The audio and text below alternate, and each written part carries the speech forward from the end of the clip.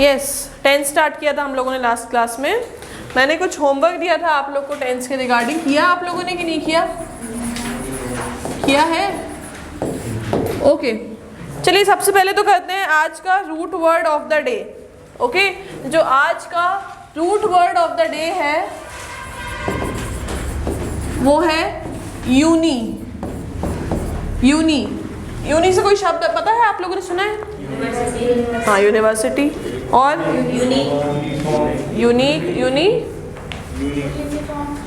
Uniform, yes. और यूनिटेक तो कुछ नाम है किसी कंपनी का, आई थिंक। हाँ, यूनिवर्सिटी।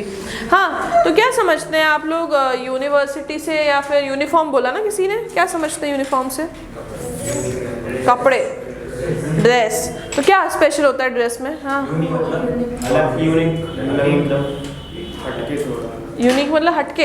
हाँ, हटके हो सकता है, पर उसको सही तरीके से अगर डिफाइन करूँ तो क्या होगा? ताजमहल एक यूनिक मॉन्यूमेंट है, मतलब क्या? एक मॉन्यूमेंट। ताजमहल एक यूनिक मॉन्यूमेंट है, इसका मतलब यूनिक का मतलब होता है ऐसी कोई चीज़ जो पूरे ब्रह्मांड में एक हो। ठीक है, उसके जैसे कोई दूसरा एग्जाम्पल नहीं दे सकती मैं। फॉर एग्जाम्पल मैं किसी पेंटिंग की बात करूँगी जैसे अगर, तो मैं क्या बोलती हूँ कि वो पेंटिंग की जो स्टाइल है बहुत ज़्यादा यूनिक है, मतलब बिल्कुल उसके जैसे कोई दूसरी पेंटिंग कभी आज तक बनी ही नहीं है। It is singular in itself. Okay, वहीं क्या बोला? यूनिफॉर्म बोला। तो यूनिफॉर्म क्या चीज़ होती है? स्कूल की ड्रेस होती है। तो उस ड्रेस में क्या स्पेशल होता है? स्कूल की नहीं, वो तो कहीं इवन ऑफिसेज में भी यूनिफॉर्म्स रहती है। तो क्या होता है उसमें?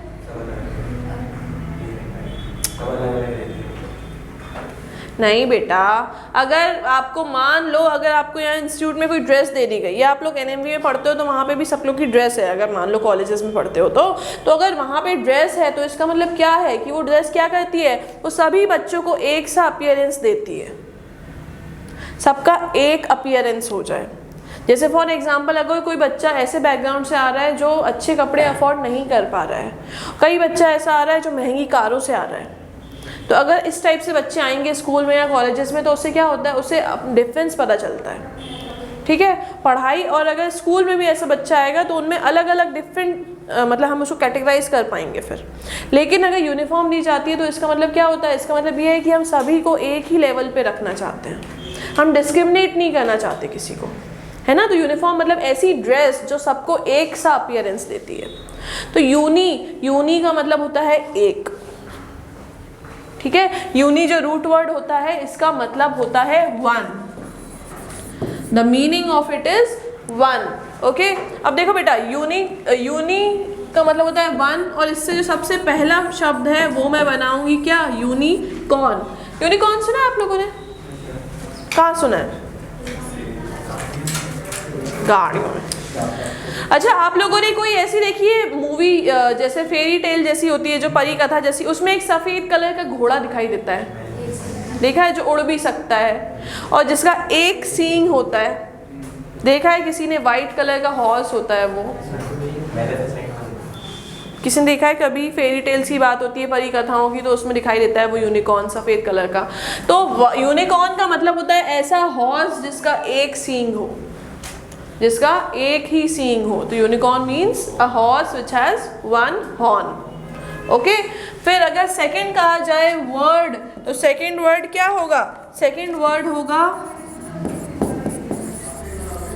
यूनिवर्स। तो आप लोगों ने बोला ही नहीं। यूनिवर्स का मतलब क्या होता है? यूनिवर्स सुने? हाँ, यूनिवर्स मतलब क्या? ब्रह्मांड। यस, हम जब ऐसे पूरी पृथ्वी को, सारे वर्ल्ड को अगर हम एक साथ एक टोटलिटी में कहें, सारे क्रिएशन को, मतलब जैसे भगवान ने जो भी क्रिएशन किया है, जैसे नदी, पानी, पृथ्वी, उसके बाद प्लैनेट्स हुए, सन हुए, ये सारी चीज़ों का अगर हम एक ही क्रिएशन में कहा जाएगा, एक किया जाएगा टोटलिटी सारे क्रिएशन को, तो वो क्या होगी? वो होगी यूनिवर्स। ओके, फिर उसके बाद सबसे थर्ड वर्ड जो हमने देखा था वो क्या है? वो है यूनिवर्सिटी। यूनिवर्सिटी क्या होता है? विश्व। आपने इंग्लिश की चीज़ को हिंदी में बोल दिया, उसका मतलब तो बताया नहीं आप लोगों ने। हाँ बताओ। यूनिवर्सिटी का मतलब होता है ऐसी जगह जहाँ पे ग्रेजुएट बच्चे, पोस्ट ग्रेजुएट बच्चे और अंडर ग्रेजुएट बच्चे एक साथ पढ़ते हैं। एक ऐसी जगह जहाँ पे पोस्ट ग्रेजुएट बच्चे, अंडर ग्रेजुएट बच्चे और जो ग्रेजुएशन कर रहे हैं वो तीनों ही एक साथ पढ़ते हैं या उन सब की पढ़ाई कराई जाती है, ठीक है। तो ऐसी प्लेस होती है वो, ओके। आगे समझ में, तो ये है यूनिवर्सिटी। फिर नेक्स्ट वर्ड जैसा कि मैंने आपको बताया था वो क्या था, यूनिक, ठीक है। यूनिक मैंने बताया था, यूनिक का मतलब क्या होता है, यूनिक मतलब ऐसी चीज़ जो ऑल ओवर द वर्ल्ड में सिंगल हो, ठीक है, जिसका कोई और दूसरा एग्जाम्पल उसके बारे में नहीं दे सकते हैं हम, ठीक है। ये कोई मॉन्यूमेंट हो सकता है, कोई पेंटिंग हो सकता है, ये कोई स्ट्रक्चर हो सकता है, कोई भी चीज़ हो सकती है, किसी का नाम हो सकता है। कई बार हम लोग बोलते हैं कि इसका नाम बहुत डिफरेंट है, बहुत यूनिक है, ठीक है। फिर ओके, फिर नेक्स्ट वर्ड जो हमने बताया था वो था यूनिफॉर्म। यूनिफॉर्म मतलब एक ऐसी ड्रेस जो सारे बच्चों को या सभी व्यक्तियों को एक सा क्या देती है, एक सा अपीयरेंस देती है, ओके। चलिए, अच्छा एक और आपने वर्ड सुना है यूनियन। क्या होता है यूनियन का मतलब, संघ, हाँ। और एग्जाम्पल लेके बताओ, यूनियन कहाँ से बोल सकते हैं, किस चीज़ के लिए बोल सकते हैं। स्टेट्स का यूनियन सुना है आपने कभी, सारे स्टेट्स का यूनियन। जैसे फॉर एग्जांपल जीएसटी लागू हुआ था हमारे यहाँ, तो धीरे धीरे सभी स्टेट्स ने अपना यूनियन बना लिया कि हाँ यार हम तो इसको अप्लाई करेंगे अपने स्टेट में भी, ठीक है। उस तरीके से एक और एग्जांपल, जैसे आपने मजदूर का यूनियन सुना है, हाँ, कि मतलब लेबर्स का यूनियन बन गया है कि वो काम नहीं करेंगे जब तक कि उनको बोनस नहीं दिया जाएगा इसके अगेंस्ट। तो वो तो लीडर इज़ डिफरेंट, मैं यूनियन बता रही हूँ। यूनियन का लीडर होता है वो समथिंग एल्स, जो लीड करता है पूरे यूनियन को, वो बात अलग है, ठीक है। बट यूनियन क्या होती है मैं अभी वो समझा रही हूँ, ठीक है। तो यूनियन मतलब क्या होता है कि जब बहुत सारे लोग डिफरेंट पार्ट से आकर या डिफरेंट लोग एक साथ होते हैं तो वो क्या कहलाता है, वो कहलाता है यूनियन, ठीक है। आया समझ में। फिर एक और शब्द इसका होता है, जो क्या होता है, वो होता है यूनिफाइड। यूनिफाइड का क्या मतलब होता है, यूनिफाइड का मतलब होता है कि इन्हीं दो चीज़ों को मिलाकर जब एक बना दिया जाता है तो वो कहलाती है यूनिफाइड, ठीक है। जब दो चीज़ें मिलके एक हो जाती हैं तो वो होता है यूनिफाइड, ओके। चलिए लिखना स्टार्ट करिए। यूनी मीन्स होता है वन, यूनी मीन्स होता है वन। उसके बाद लिखो यूनिकॉर्न मीन्स, यूनिकॉर्न पहला लिखो, इसमें लिखो horse with one horn. Horn मतलब होता है सींग, ओके। हाँ, इसमें लिखो हॉर्स विथ वन हॉर्न, ये लिखा है सामने, horse with one horn, okay. Second लिखो यूनिवर्स, यूनिवर्स, इसमें लिखो creation, creation, creation turned,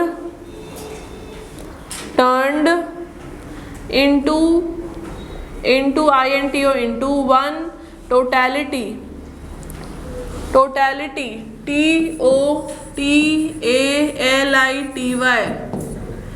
creation turned into one totality, into one totality, full stop. Third लिखो यूनिवर्सिटी, थर्ड लिखो यूनिवर्सिटी, ओके। इसमें लिखो one area, one area of academic learning, academic ये होता है, ठीक है। मतलब पढ़ाई लिखाई से संबंधित कोई भी चीज़ होती है तो वो कहलाती है एकेडमिक, ठीक है। तो इसमें लिखेंगे one area of academic learning, of academic learning for graduate and under graduate degrees, for graduate GRADUATE, graduate and under graduate and under graduate degrees, okay. Next लिखो यूनिक, यूनिक, इसमें लिखो पर्टेनिंग, पर्टेनिंग PERTAINING, पर्टेनिंग का मतलब होता है संबंधित या किसी चीज़ के बारे में बात होना, ठीक है। लिखो pertaining to something, pertaining to something of which there is only one example, pertaining to something of which there is only one example.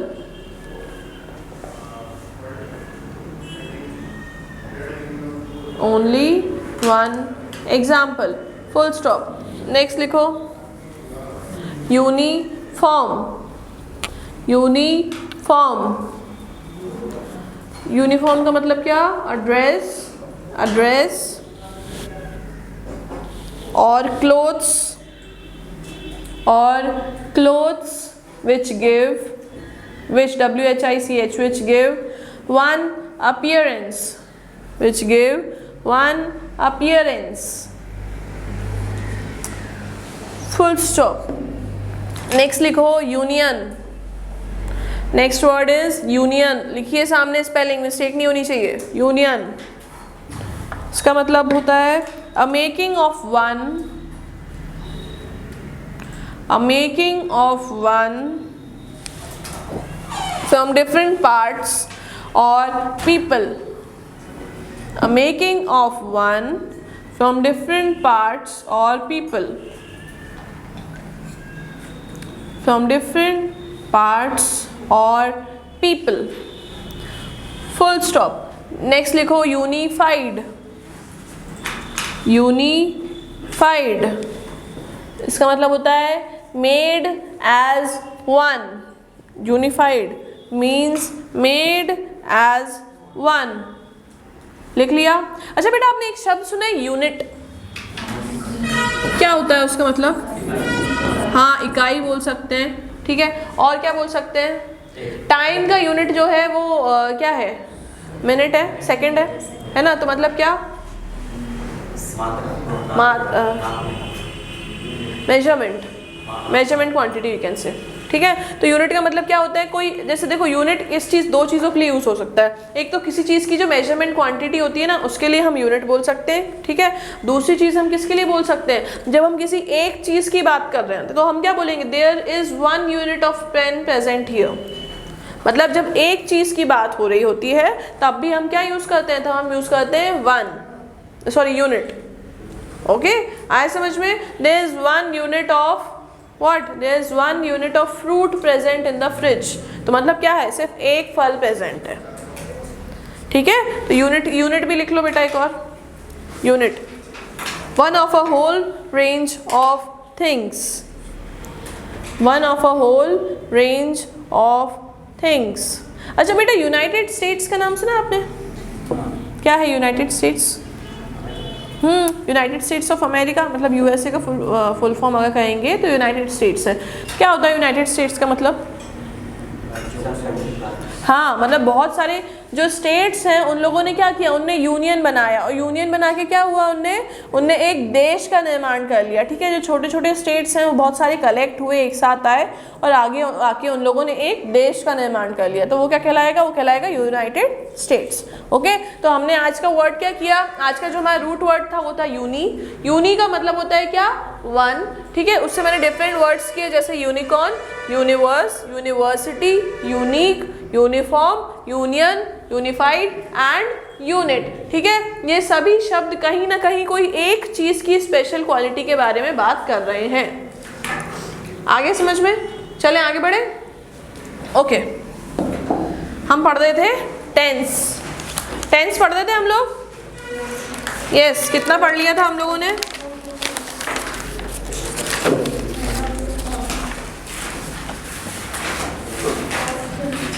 मैंने आप लोगों को पैटर्न लिखवा दिया था, क्या होता है? टेंस का पैटर्न लिखवाया था, ओके। चलिए अब एक सेंटेंस लिखिए ज़रा। एक सेंटेंस है, I play hockey, I play hockey, you have 5 minutes, convert करो जरा इसको सभी फॉर्म में। मैंने क्या बताया था, देखो मैंने सबसे पहले अगर चलो थोड़ा सा रिवाइज कर लेती हूँ जो लोग एब्सेंट थे उस दिन के लिए।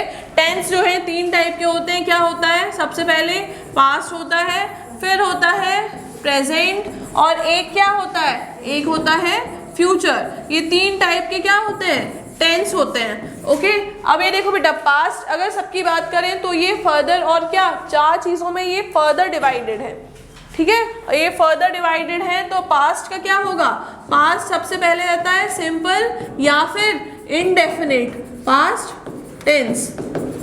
ओके, सेकंड वन जो होता है वो क्या होता है, past continuous tense. Third one होता है पास्ट परफेक्ट टेंस, और लास्ट होता है पास्ट परफेक्ट कंटिन्यूअस टेंस। अगर मैं बात करूं प्रेजेंट की, तो प्रेजेंट के भी यही 4 पार्ट होंगे। फर्स्ट होगा simple present tense, second one होगा present continuous tense, third one is present perfect tense, and the fourth one और the last one is present perfect continuous tense.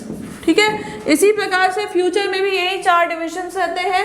First division होता है future का simple future tense, okay, second one is future continuous tense, third one is future perfect tense, and the last one is future perfect continuous tense. okay, अब देखो बेटा, अगर मैं बात, ये तो मैंने बता दिया कि इनके सबसे पहले टेंस है, फिर टेंस डिवाइडेड है इनमें, और उसके 4 पार्ट है। अब टेंस क्या होता है, अगर टेंस बोला जाए तो टेंस होता है वर्ब का ऐसा फॉर्म जो हमको किसी पर्टिकुलर टाइम पे कोई बात हो रही है वो चीज़ दर्शाता है।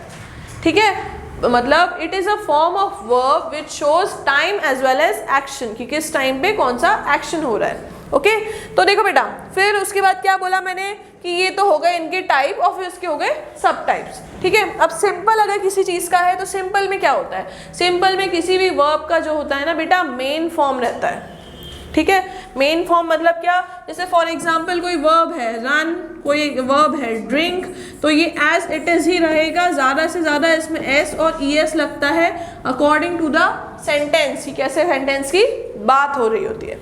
ठीक है, फिर उसके बाद मैंने बताया था कंटिन्यूअस। कंटिन्यूअस का मतलब होता है ऐसी कोई चीज़ जो लगातार चल रही हो। ठीक है, जो हो रही है, अभी भी हो रही है। जैसे बच्चे खेल रहे हैं, पढ़ रहे हैं, खा रहे हैं, डांस कर रहे हैं। ओके, तो इसका मतलब क्या होता है, कंटिन्यूअस मतलब ऐसी कोई चीज़ जो लगातार चल रही है। कंटिन्यूअस में हम क्या कहते हैं, हम वर्ब में आईएनजी लगाते हैं। हमेशा आईएनजी लगेगा ही लगेगा, बिना आईएनजी लगे वर्ब का फॉर्म नहीं होगा इन कंटिन्यूअस। आया समझ में? ठीक है, और इसके साथ एक और हेल्पिंग वर्ब भी लगते हैं। हेल्पिंग वर्ब मतलब होता है सहायक क्रिया। जैसे ये मेन वर्ब होता है ना, ऐसे कुछ हेल्पिंग वर्ब भी होते हैं। हेल्पिंग वर्ब क्या होते हैं, is, am, are, can, has, have, ये विल, शैल, ये सारे क्या होते हैं, ये सारे होते हैं हेल्पिंग वर्ब, जिनका अकेले कोई मतलब नहीं होता है, लेकिन वो वर्ब में मिलके कोई एक मीनिंगफुल वाक्य बना देते हैं। आया समझ में आप लोग को? ओके, तो देखो इसमें क्या लगता है, जब कंटिन्यूस यूज करते हैं तो हम is, am, are plus I N G. Am लगता है आई के साथ, जैसे I am eating fruit. Is लगता है कोई एक बच्चे के पास, जैसे ही is sitting on the chair. Are लगता है क्या, they are sitting on the chairs. आया समझ में? फिर उसके बाद थर्ड मैंने आपको बताया था परफेक्ट। परफेक्ट मतलब ऐसा कोई काम जो कुछ पर्टिकुलर टाइम पे स्टार्ट हुआ था और हो चुका है, कंप्लीटेड है वो। ठीक है, जैसे they have played the match very well, मतलब उन्होंने बहुत अच्छा मैच खेला। ठीक है, तो इसमें क्या लगता है, प्रेजेंट का रहेगा। अगर परफेक्ट तो उसमें लगेगा हैज़ और हैव, और उसके साथ लगेगा वर्ब का कौन सा फॉर्म, थर्ड फॉर्म वर्ब का। ठीक है, वर्ब का थर्ड फॉर्म तीनों के परफेक्ट में लगता है। आगे समझ में, परफेक्ट मतलब वर्ब का थर्ड फॉर्म। और अगर पास्ट की बात होती है तो उसमें लगता है हैड, अगर प्रेजेंट की बात हो रही होती है तो हैज़ और हैव, और फ्यूचर की बात हो रही होती है तो shall and will shall have. Okay, आगे समझ में। और वहीं अगर परफेक्ट कंटिन्यूस होता है, मतलब चौथा सब टाइप होता है, तो वो क्या बताता है, चौथा सब टाइप ये बताता है कि हम लोग को किसी भी चीज़, ये बताता है कि कोई भी ऐसा काम है जो कुछ पर्टिकुलर पीरियड ऑफ टाइम में शुरू हुआ है और अभी जो है ना चल रहा है अभी भी, और कुछ पर्टिकुलर पीरियड ऑफ टाइम तक चलेगा। जैसे जैसे 2 महीने तक ये बिल्डिंग कंप्लीट होती रहेगी, मतलब वो काम जो है वो अभी भी चल रहा है, उसका कोई फिक्स नहीं है, पर वो कुछ पर्टिकुलर टाइम डिपेंडेंट है वो काम। जैसे मैं क्या बोलूँगी, she will have been studying this lesson for 2 hours।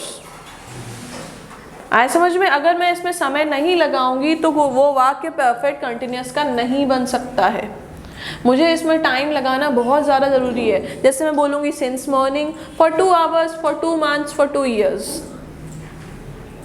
आया समझ में? तो ये क्या होता है, ये होते हैं प्रॉपर टेंस के फॉर्म। और टेंस के मैंने उस टाइम पे कुछ रूल्स बताए थे आप लोग को कि कौन से में क्या होता है, कि कहाँ पे जाता हूँ होता है, कहाँ पे हो चुका होता है, कहाँ पे वर्ब किस अकॉर्डिंग काम करता है। आया? अब मैंने एक सेंटेंस दिया है आपको, आई प्ले हॉकी। अब इसको हम कन्वर्ट करेंगे टेंस के सभी फॉर्म्स में। चलिए करके बताइए, 5 मिनट आपके पास, फिर मैं बताऊंगी। सबसे पहले होना चाहिए सिंपल पास्ट, फिर होना चाहिए पास्ट कंटिन्यूअस, पास्ट परफेक्ट और पास्ट परफेक्ट कंटिन्यूअस। उसी प्रकार से प्रेजेंट का, उसी प्रकार से फ्यूचर का। 5 मिनट है आपके पास, करिए ज़रा।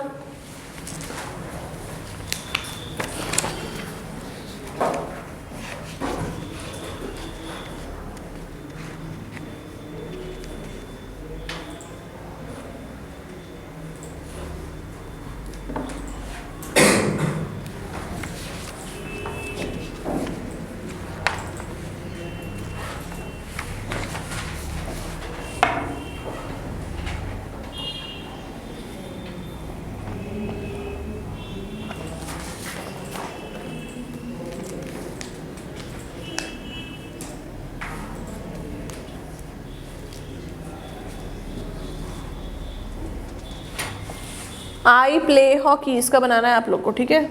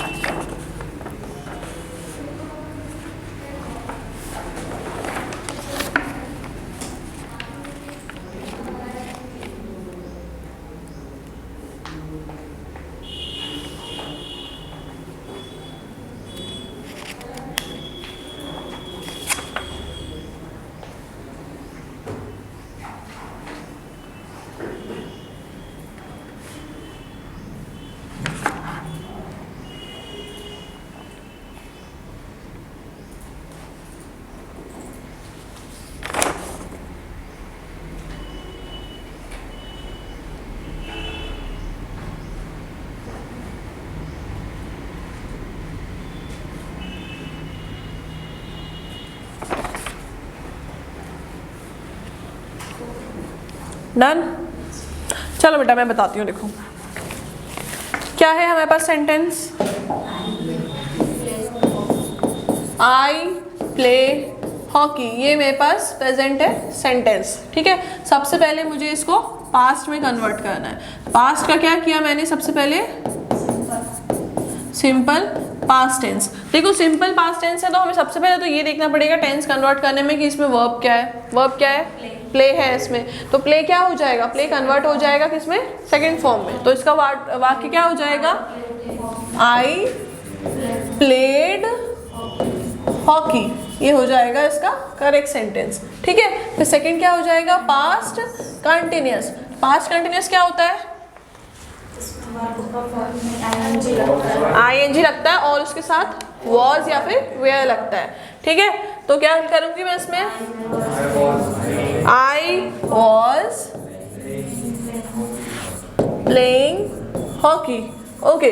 थर्ड क्या हो जाएगा, पास्ट परफेक्ट। तो पास्ट परफेक्ट में क्या रहेगा, हैड होएगा, आई एज इट इज रहेगा, हैड होएगा और उसके साथ क्या, आई हैड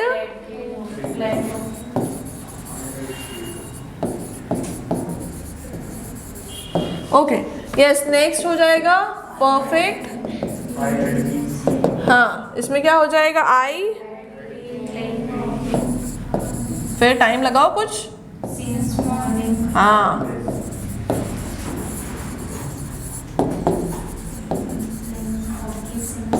सिंस मॉर्निंग बोल सकते हैं आप लोग, या फिर फॉर 2 आवर्स बोल सकते हैं, या कुछ भी घंटों के हिसाब से, है ना। मतलब कुछ टाइम लगाना मुझे निश्चित रहेगा, क्योंकि ये जो परफेक्ट कंटिन्यूस रहता है टाइम डिपेंडेंट रहता है, बिना टाइम लगाए मैं इसमें कुछ नहीं कर सकती, ठीक है। ओके, फिर सेकंड क्या होगा, सेकंड है प्रेजेंट, सेकंड इज प्रेजेंट। तो सबसे पहले होता है सिंपल, या फिर उसको इंडेफिनिट भी बोल सकते हो आप लोग, ठीक है। तो इसमें क्या हो जाता है, इसमें वर्ब का फर्स्ट फॉर्म रहता है, तो क्या बोलूँगी इसमें क्या रहेगा, हाँ अभी बोला playing hockey.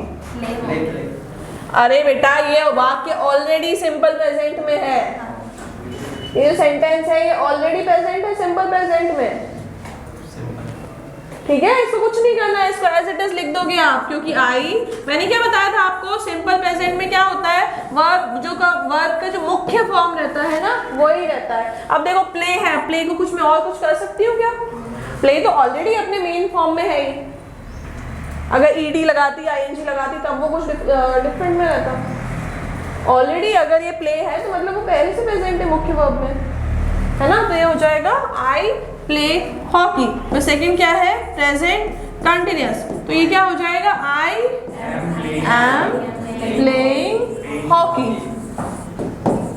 Playing hockey, okay. फिर तीसरा क्या हो जाता है, I have played hockey. हाँ आई के साथ क्या लगेगा, have।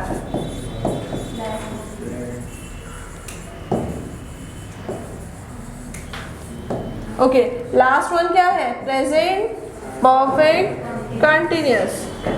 I have been playing hockey.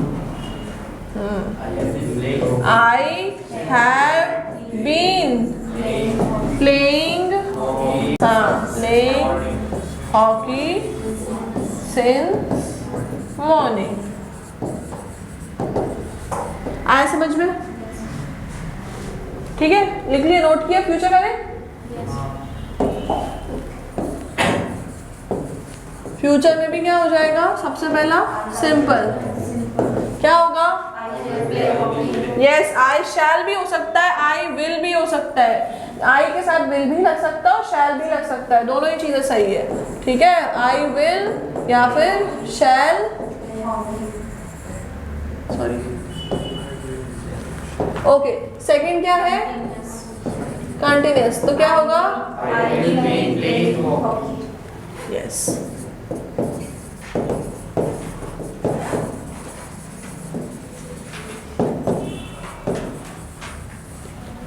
Yes, next है परफेक्ट, तो क्या होगा परफेक्ट में, I have played hockey.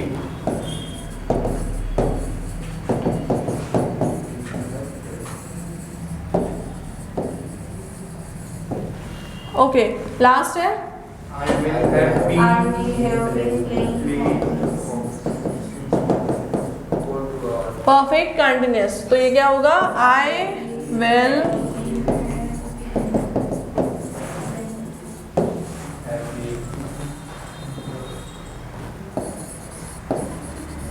Playing hockey. आगे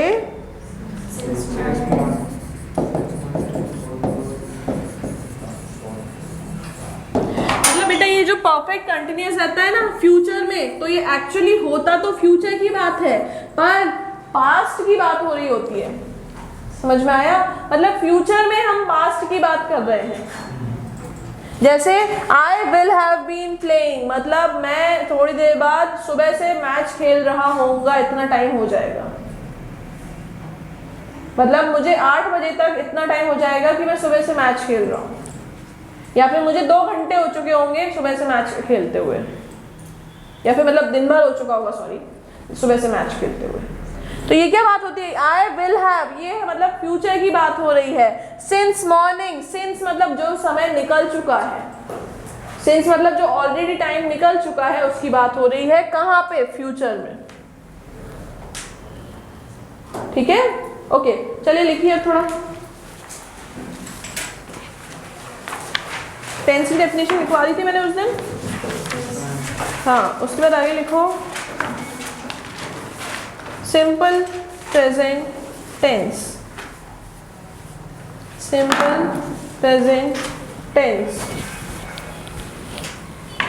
इसमें लिखो the simple present tense, the simple present tense is formed by using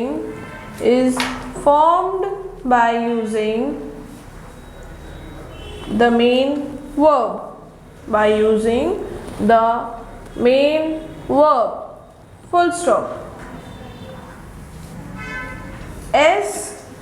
Sometimes s और es, sometimes s ऐसे लिखना है, s और es इस टाइप से, या फिर ऐसे भी लिख सकते हो s इस टाइप से, ठीक है। हाँ लिखो sometimes s और es are added to the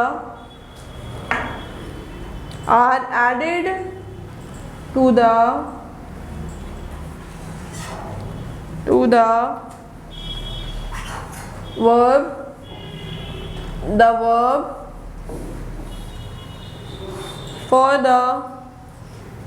for the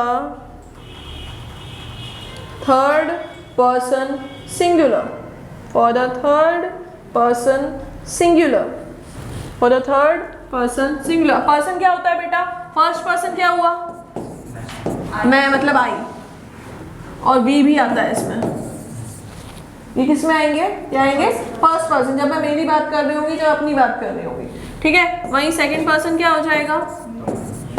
you, तुम्हारे बारे में बात हो रही है, ठीक है। थर्ड पर्सन क्या हो जाएगा?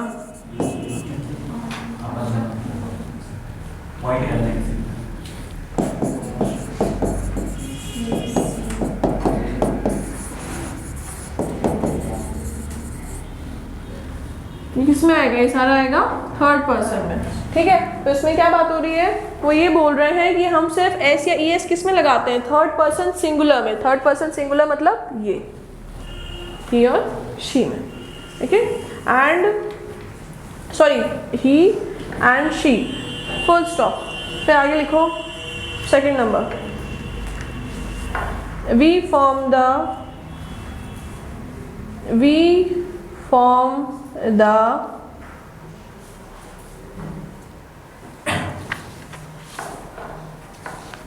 negative sentences by using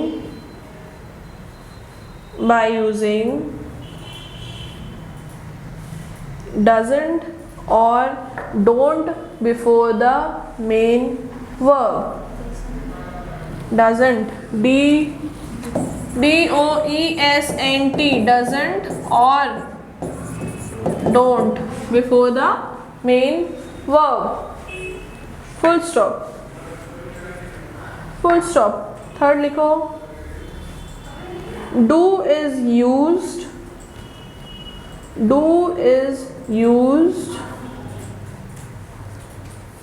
with I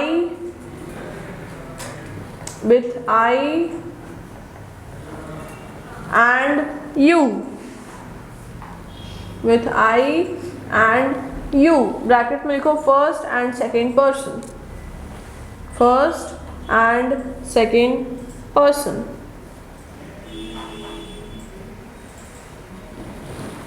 full stop. Next rule लिखो, does is used with he, she, that is third person singular, that is third person singular। आपको पता है दैट इज का शॉर्ट फॉर्म क्या होता है?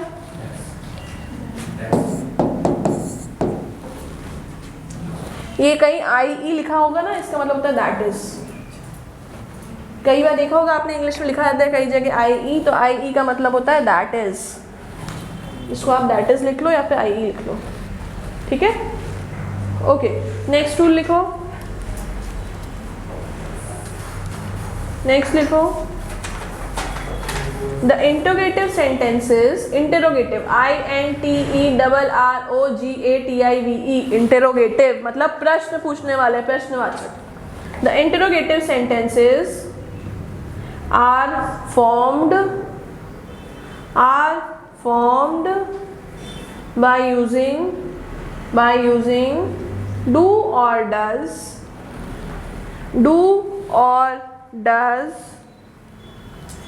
before the subject.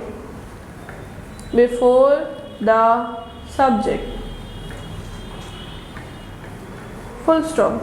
सब्जेक्ट क्या होता है आपको पता है? किसी भी सेंटेंस का सब्जेक्ट क्या होता है? किसी भी सेंटेंस की बॉडी क्या होती है? जैसे अगर ये हुआ, द चिल्ड्रन आर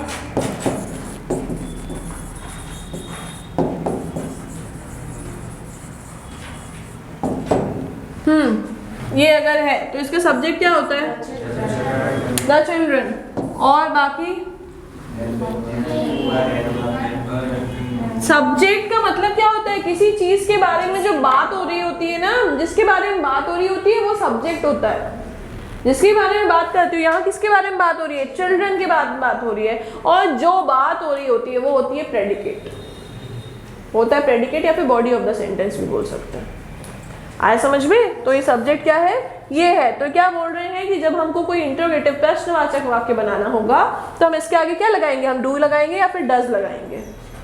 इनके अकॉर्डिंग लगेगा कि डू लगेगा या फिर डज लगेगा, है ना? बिफोर द सब्जेक्ट बोला ना हमने, तो बिफोर द सब्जेक्ट. ओके, चलिए नेक्स्ट लिखिए. The negative interrogative sentences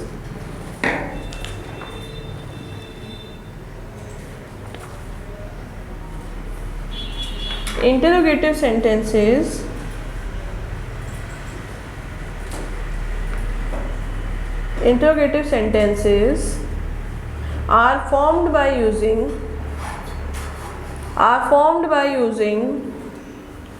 do or does before the subject, and not after the subject. Full stop.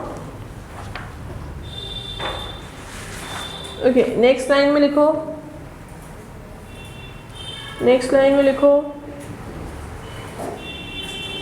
We use present simple tense. ये पूरा सेंटेंस, ये थोड़ा पैराग्राफ है. ओके, पूरा लिखना. हाँ, we use present simple tense to talk about things in general.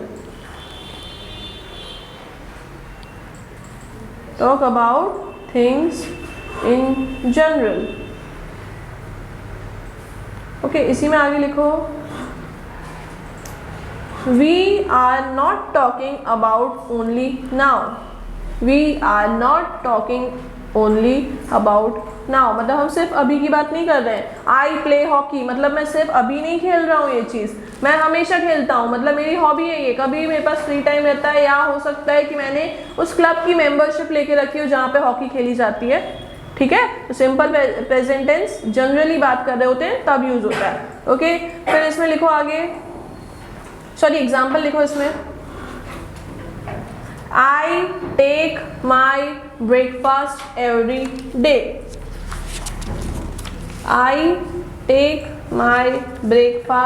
every day. Full stop. Next example लिखो. She does her homework before she goes out to play. She does her homework before she goes out to play. Third example लिखो. He does the dishes every night. Dishes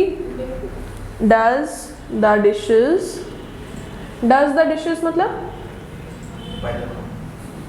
dishes करना. Dishes मतलब बर्तन होता है ना, जिसमें हम खाना खाते हैं यूजुअली, वो साफ करना. मतलब डज द डिशेस.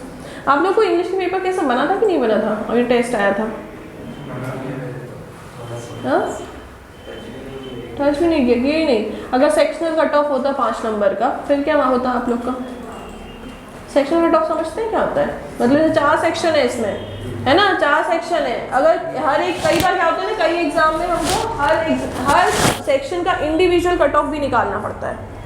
जैसे क्या हुआ, जैसे मैथ्स का उन्होंने रख दिया 10 नंबर, इंग्लिश का उन्होंने कितना रख दिया, इंग्लिश का उन्होंने रख दिया कुछ और नंबर्स रख दिए, और इस तरीके से क्या हुआ, रीजनिंग के भी कुछ नंबर्स हैं। अगर आप इनको अगर पास आउट नहीं करोगे बेटा, तो अगर आप ओवरऑल कट ऑफ मान लो 50 नंबर है, आपके 55 नंबर आ गए, लेकिन इंग्लिश में आपके 2 ही नंबर आ रहे हैं, तो फिर क्या होगा, तो भी आप बेटा पास नहीं होगे एग्जाम में। आए समझ में? तो भी आप एग्जाम क्लियर नहीं कर पाओगे। कई बार वो ऐसे करते हैं कि हर सब्जेक्ट का जो है ना, हमको इंडिविजुअल कट ऑफ निकालना है।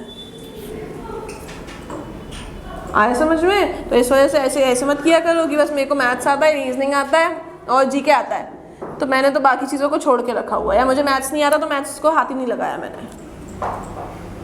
ठीक है, कई बार ऐसा हो जाता है कि अगर आपका सेक्शनल कट ऑफ हो गया ना, तो फिर बैठे रह गए फिर अपन।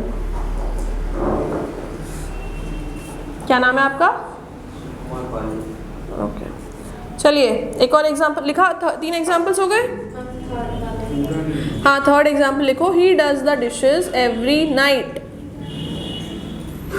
Every night. Okay, yes. Next लिखो present continuous tense, present continuous tense. इसमें लिखो we use present continuous tense,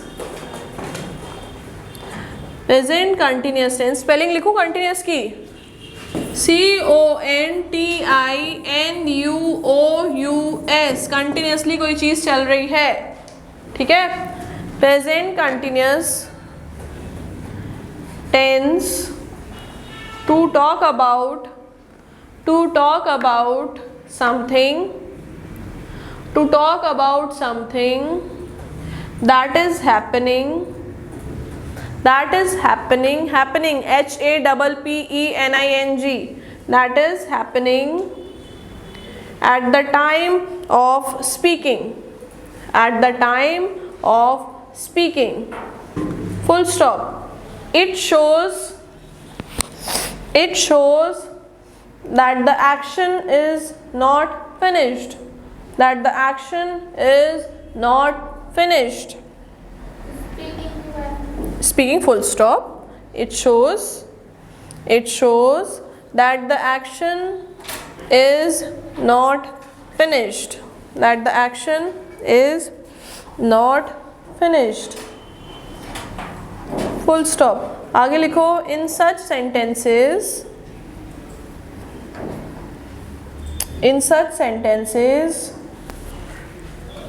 the pattern that is followed is, the pattern that is followed is, the pattern that is followed is this। ये लिखो, that is followed is this। लिखा, फिर उसका full stop लगाओ, फिर लिखो it is used to show continuation, it is used to show continuation, it is used to show continuation, full stop। Example लिखो, girls are playing